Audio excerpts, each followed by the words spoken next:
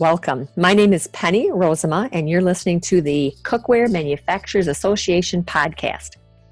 One of CMA's goals is to keep our members informed. And in this podcast, we have Kate Delaney joining our conversation. Kate's a business motivational speaker and a consultant. She also has an Emmy Award-winning syndicated radio show, and her show heavily features C-suite rock stars, startups on the rise, and movers and shakers in the corporate world. Kate helps companies understand trends and ways to positively pivot when the forecast warrants it, to stay ahead of the curve with consumers, with your brand, both inside and outside the company. Kate's been helping manufacturers and retailers leverage their expertise to expand their reach and create more visibility. And we're thrilled to have Kate joining us today because we're going to talk about blockchain technology. Now, don't forget, you can find more information about Kate at her website, www.dealyourown.destiny.com, or simply katedelaney.speaker.com. We'll talk more about those websites as we proceed with the show, but let's get to Kate. Welcome to our podcast.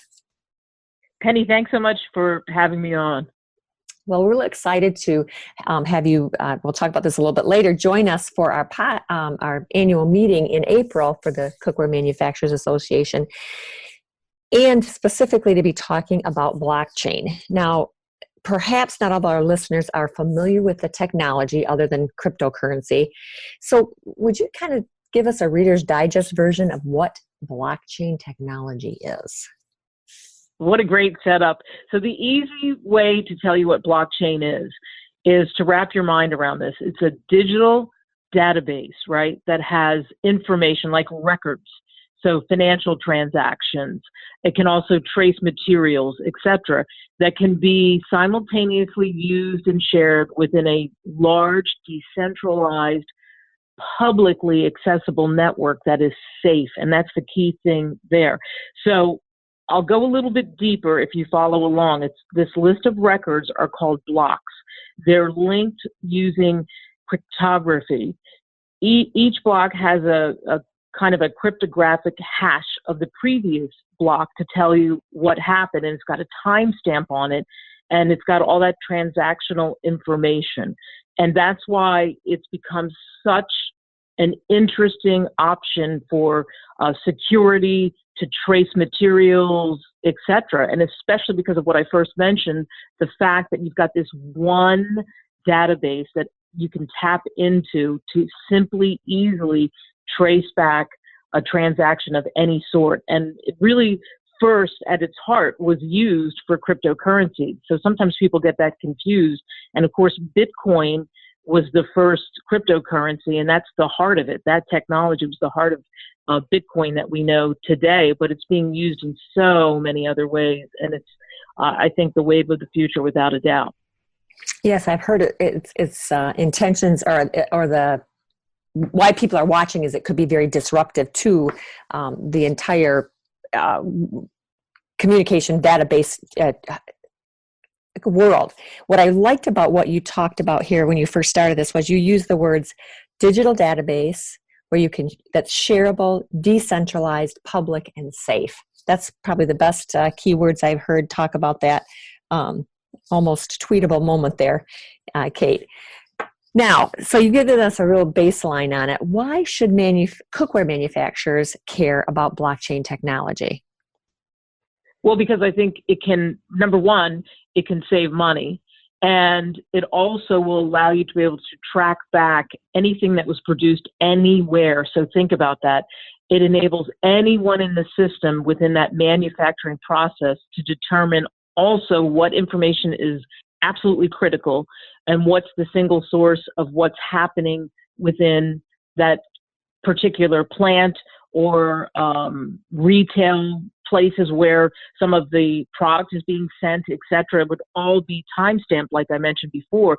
So it will allow manufacturers to pretty much eliminate the risk of what we would call systematic failure through this decentralized setup that I mentioned in the definition of blockchain. And you can see how it works, where each participant has to authorize the transactions And then it assures that all those transactions, by the way, are legitimate. So you wouldn't be running around with all that paperwork or trying to track people down frantically. It would save you time and money. That's just in one area. It would also help you in testing and being able to go back and look and see if there's some kind of a dispute. You could see where the breakdown was. So there's so many areas in manufacturing, whether it's documentation, whether it's on the production level, whether it's getting, tracing back whatever the product is that the consumer has picked up, where they got it, et cetera, and if there were problems with that. And I mean, I think with manufacturing and particularly, it will be disruptive, and it could be disruptive in a very, very good way. That's great news. My third question I was going to ask you was how can manufacturers use the technology to get the advantage? I've already heard you say save time and money, testing information, dispute settlements, tracing products. Are there any other advantages that you haven't already covered that would perk people's interest in wanting to hear and come to our conference and talk more about this technology? I think the main thing is the fact that you have that complete record that's safe. So you can go back, and when there's any kind of a dispute or when there's some kind of a breakdown at the manufacturing level, you can go back and you can see that. So for major manufacturers where you're really especially looking to have a structured platform and add security, because let's face it, those records secure, there's always there's always those unintended consequences of what can happen when information flow is blocked or stopped or somehow it gets lost. I mean, how often do we say, well, I didn't get that. I don't know. Mm-hmm. And we see this happen all the time. Even if you really feel like you have brilliant strategies in place, if we got real technical, that would be, to me, or tactical, I guess is a better way to say it, with this technology, you can really connect the dots and you can clean up all that data. And it just allows you to be that much tighter and to understand the information that much better. It allows organizations, for sure, to make I think your best decisions when you're talking about manufacturing technology and moving forward. Great topics. I'm sure I've got the attention of a few members already. And I want to remind the listeners, you're listening to the Cookware Manufacturers Association podcast. We're talking with Kate Delaney. Her last name is spelled Delaney. Kate's a business motivational speaker and consultant. She's got an Emmy award-winning syndicated radio show, and her show features C-suite rock stars, startups on the rise, and movers and shakers in the corporate world. She's going to be speaking at our Cookware Manufacturers Association annual event in April. We're going to be in Austin, Texas, April 10th through the 12th. If you'd like more information about that event and you are a Cookware Manufacturers Association member or a potential candidate as a member, please reach out to me at prosema@cookware.org for more information. Kate, I have another question. So you covered how manufacturers can use blockchain to get the advantage. Do you have any bead on the companies that are using blockchain technology and what that conversation is like? What are they saying? Yeah, that's a great question, because who's using it? Why are we interested in this, and what kind of a success are they having or not having? Are they having problems with it? And I had a great conversation, in fact, several conversations with Patrick Byrne from Overstock. And of course, he loves to talk about blockchain. I can't say that enough. Somebody told me the other day, yeah, of course he's bullish on blockchain. And the reason why is because he's seeing and he's using it with crypto. So in other words, how people can buy product, etc. And he sees the value in that one of the things that it gives his company, he feels, is that there's that trust. There's the trust that you have that security, because of cyber theft is one thing. And of course, they've had problems with that in the past. So he says the crypto security using blockchain technology is going to help erase some of the corruption that we're seeing, not just in the United States, but just globally, how it's changing things. So using it on the consumer side, using it as the method to impact what they're doing in a much bigger way. He thinks that you totally need to jump on this technology and get ahead of the curve as fast as possible. And another company that's easy to understand what they're doing. IBM has also partnered with Walmart, Dole, to name a few big companies, Nestle. And why are they doing it? Because they want to regulate food safety using blockchain. So think about this with the global food supply chain industry.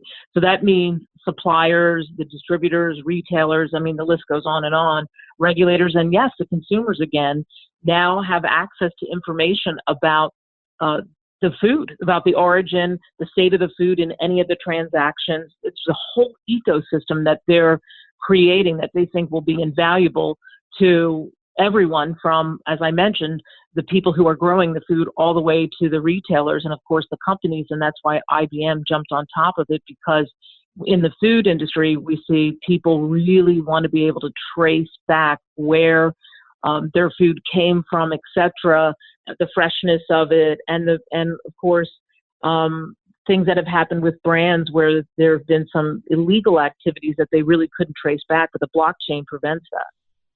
I was just, as you were talking, I just made a note of brand protection. Our members, I know, have challenges where they will find on the internet products sold that looks an awfully lot, very close to their brand, and it is not.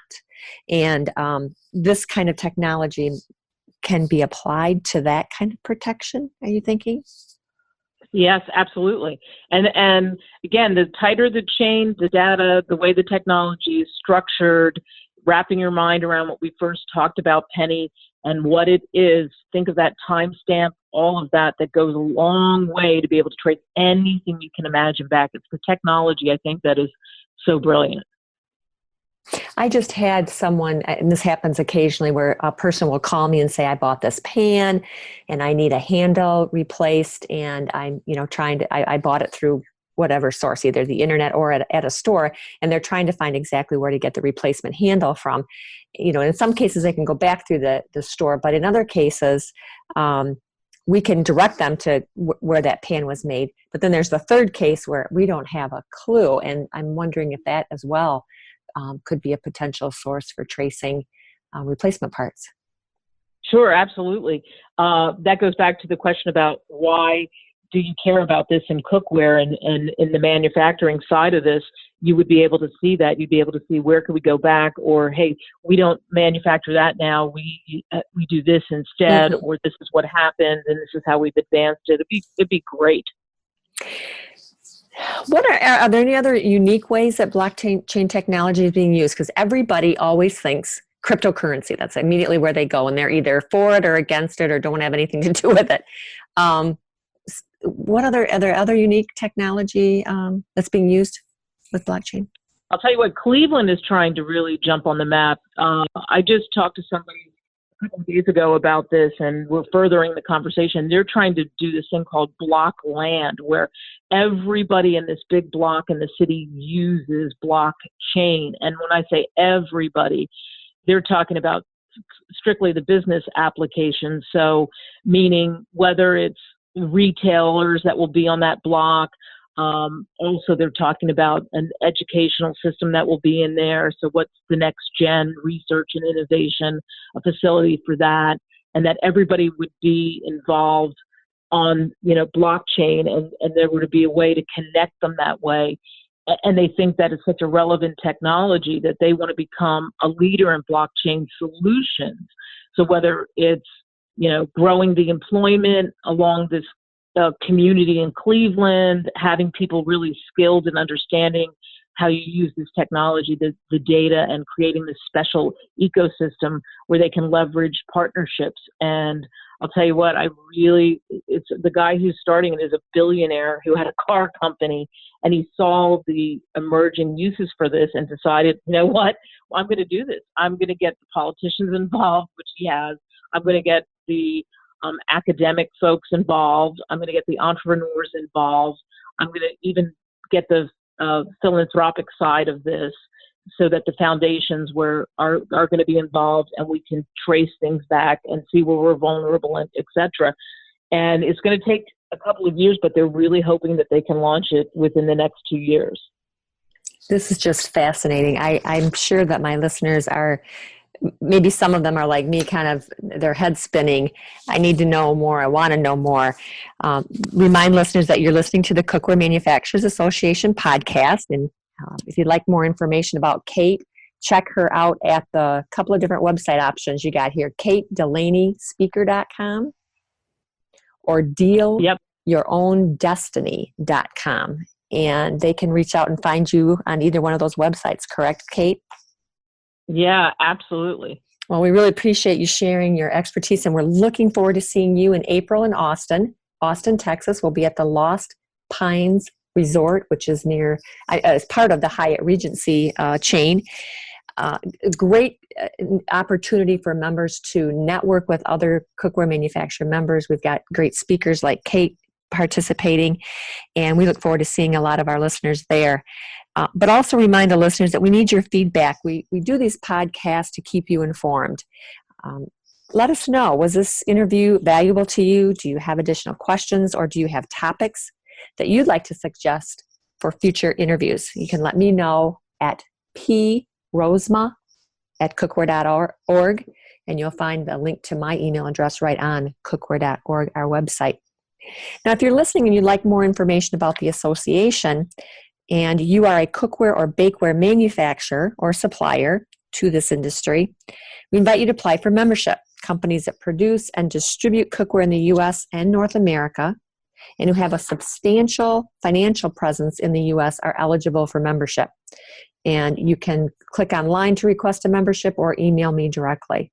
Also remind listeners that Cookware Manufacturers Association is the keeper of the cookware and bakeware engineering standards. And those are available free online to members, but also available for purchase for non-members. Again, at cookware.org, you will find the link for the engineering standards. I hope you found this podcast valuable. I hope you'll join us and visit us in Austin when Kate comes out and tells us more and gives us more information about the blockchain technology. Kate, thanks again for taking time to talk. Thanks, Penny. I really enjoyed it, and I can't wait to see everybody in Austin. All right, we're looking forward to seeing you. Thank you, listeners, and enjoy the day.